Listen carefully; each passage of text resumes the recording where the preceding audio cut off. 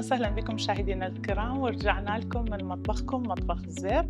اليوم راح نقدم لكم نوع آخر من الوصفات ببرنامج مطبخ الزير. راح نسوي لكم خبز اللي هو نوع من أنواع الخبز العراقيين، أهل العمارة أكثر شيء يسووها، خبز السياح أو خبز بطحين الرز. اليوم احنا مستخدمين تمن زير، لكن شو مسوين بالتمن؟ أول شي نقعناه بمي، بعدين خليناه على وصلة أو على شي خاولي نظيف، خليناه لحد ما يبس. ثاني يوم نخليه بالمطحنة ونطحنه لحد ما يصير طحين بهذا الشكل. وراح نسوي بيه الخبز اللي قلت لكم عليه، خبز السياح. أهل الجنوب بالعراق أكثر شي يصنعون من هذا الخبز. فايش راح نسوي؟ أول شيء إحنا نحتاج الخبز كلش سهل، لكن فوائده أكثر من خبز الطحين طبعاً. الرز إذا أو التمن إذا تسووه خبز تاكلوه مثلاً، أحسن يكون من ما تسوون الخبز بطحين القمح. شنو اللي نحتاجه؟ نحتاج ماء، نحتاج طحين رز، ونحتاج ملح. هو هذا الشيء اللي نحتاجه خلاص. أنا عندي هنا كوبين من الماء، وعندي ملح، عندي طحين رز. راح نخلط الطحين، وهذا التمن أو هذا الخبز اللي عندنا ما بيه أي قياس. إيش راح نسوي إحنا؟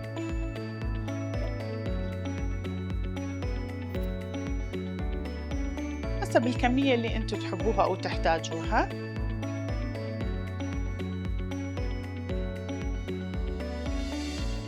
راح نخلي تقريباً كوب من طحين الرز أو طحين التمن، ونخلطه بهذا الشكل.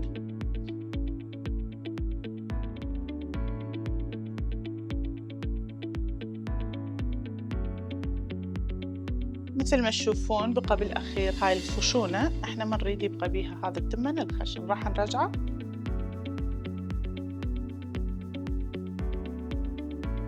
وش راح نسوي؟ نخلي خاشوقة صغيرة من الملح حسب كمية الطحين اللي خليتوه،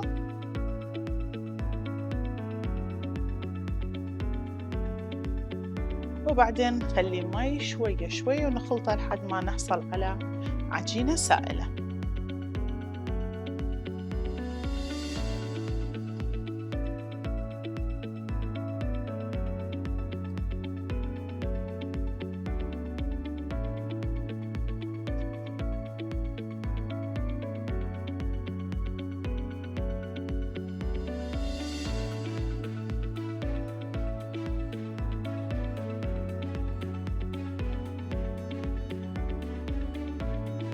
طبعاً هو أحسن شي من سويته هذا الخبز، من تخلطون العجين تخلوها تقريباً فد ساعة، وبعدين تشتغلون بيها حتى التمن يتنقع والعجين يصير عجينة مضبوطة، وتقدرون تشكلوها حسب ذوقكم.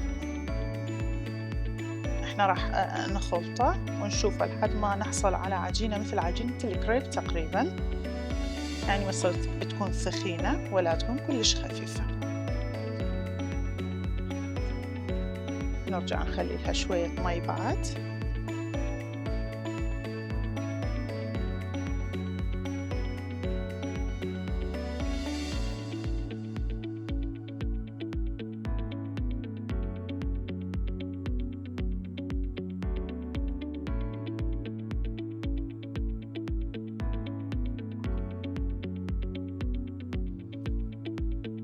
راح نحمي الطاوة على النار،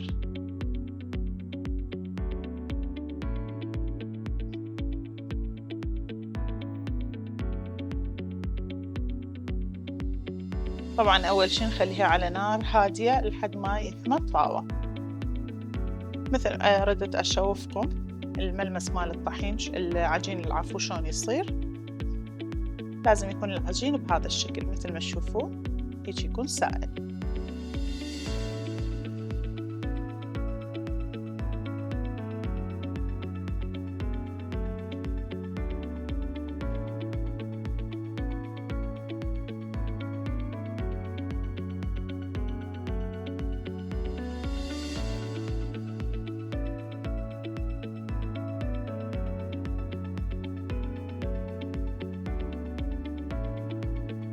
وأنا هنا بين ما تحمى الطاوة راح أقول لكم على عدة شغلات راح نستخدمها بهذا البرنامج. راح نستخدم خبز السياح ويا جبن موزاريلا، ونستخدمه ويا البيض. انتم حسب ذوقكم الحشوات اللي تحبون تضيفوا لها، وتقدرون تاكلوها مثل خبز عادي ويا أي شيء تحبوه، لكن أنا اليوم حبيت أضيف لها لمسة من عندي، أضيف لها جبن موزاريلا، وأنا راح أضيف لها بيض. هاي البيض هم نسويها بيض طرق عادي مثل ما كل العراقيين يسووها، ونحمسها ونخليها داخل الخبز وناكلها.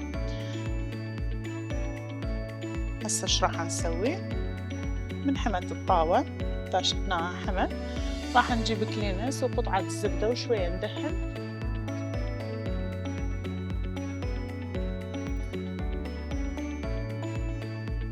هيك بهذا الشكل.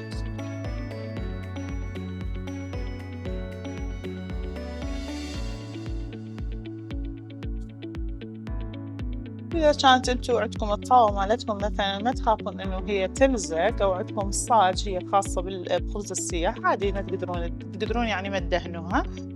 وبعدين حتى لا تصير دهينية الخبزة راح امسحها بكلينس.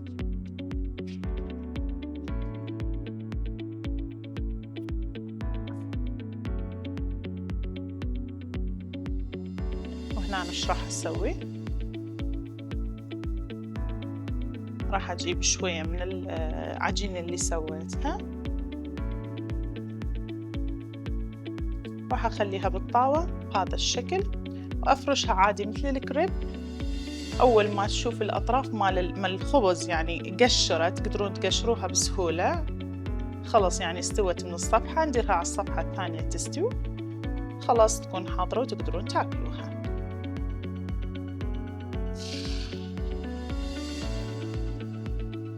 بهذا الشكل.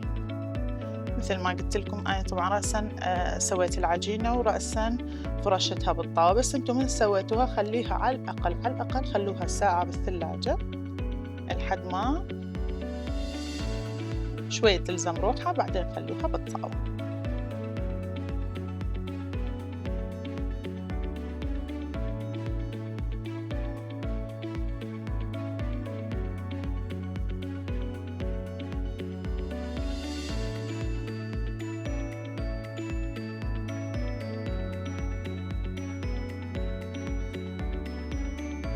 مثل ما قلت لكم أول ما شفتوا الخبز راح يتقشر من الصفاح، عادي تقدرون شو تسوي لها، تقدرون تشيليها وتقلبوها على الصفحة الثانية تكون استوت. هسه مثل ما شفتوا العجينة راح نقلبها بهذاك الصفحة حتى يستوي من الصفحتين وتكون حاضرة وتقدرون تقدموها. أنا بين ما تستوي العجينة إيش راح أسوي؟ راح أسوي بيض طرق، اللي أكثركم طبعاً تستخدموها وتحبوها. العراقيين كل شي يحبون البيض طرق، فشو نسوي؟ إحنا راح نسوي بيض طرق ونخليها داخل الخبزة.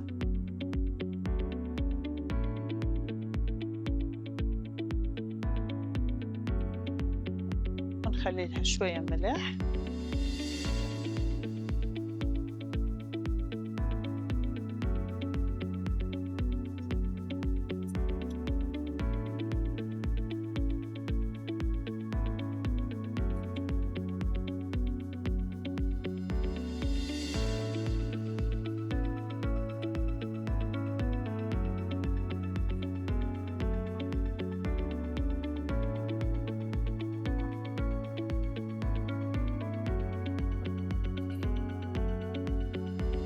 بس استوى الخبز من الطرفين، وإذا تحبوها تقسب أكثر تقدرون تخلوها أكثر على النار يصير لونها تقريبا قهوي، بس أنا ما أحبها تصير قهوية، أحب إنه لون التمن يبين بيها.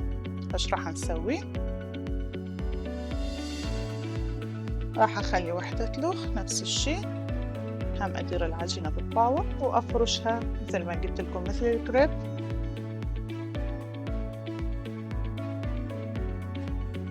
بهذا الشكل.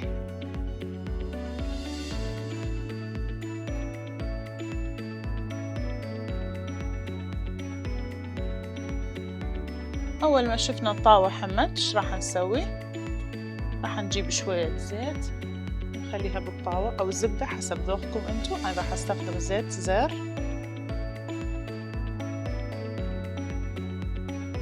بيض الطرق أحسن شي إنه شو تسوون، الدهن اللي خليتوها بالطاوة لازم تصير كلش حارة، حتى شنو، حتى تفرقع، يعني البيض يصير بيها فقاعات.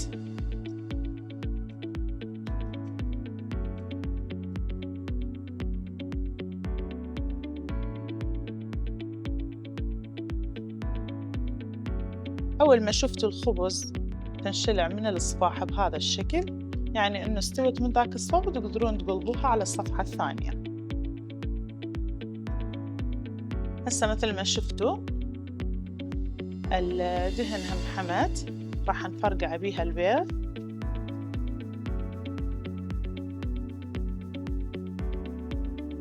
وراح أقلب الخبز على الصفحة الثانية لحد ما تستوي من الصفحتين بهذا الشكل.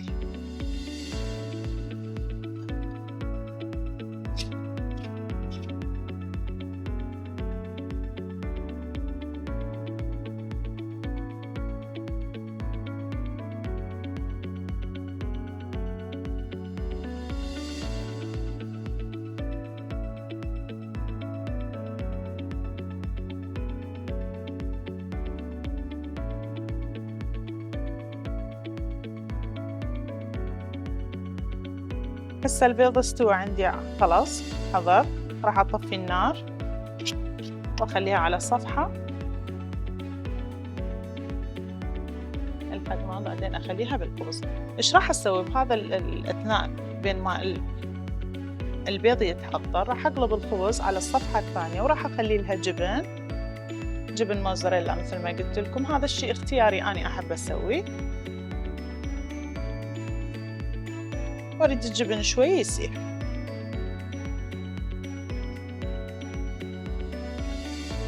بهذا الشكل.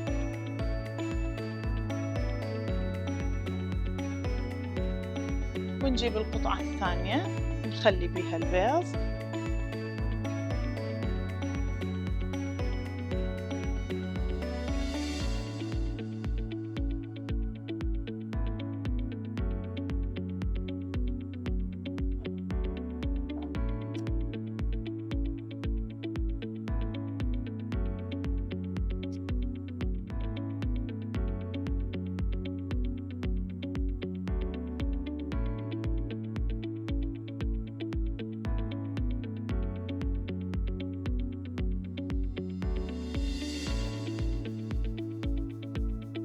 بهذا الشكل مثل ما شفتوا.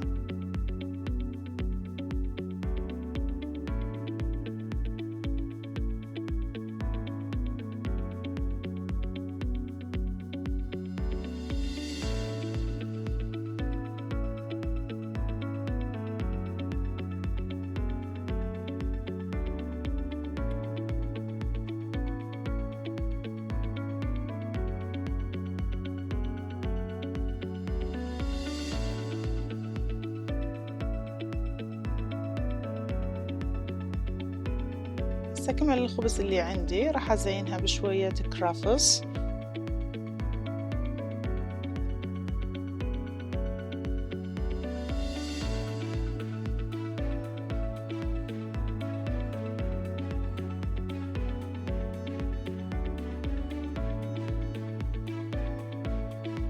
مثل ما قلت لكم خبز السياح هي مكوناتها فقط طحين رز ومي وملح، بس انتم حسب ذوقكم تقدرون تضيفوا لها نكهات، تضيفوا لها حشوات، العفو، حسب ذوقكم، جبن، بيض، اي شيء تشريب. هي هاي الأكلة أو هاي الخبزة نوع من أنواع الخبز من أهل الجنوب بالعراق يصنعوها. أتمنى أنه تنال إعجابكم، وهاي كانت أكلتنا اليوم. إن شاء الله نشوفكم في الحلقات الجاية.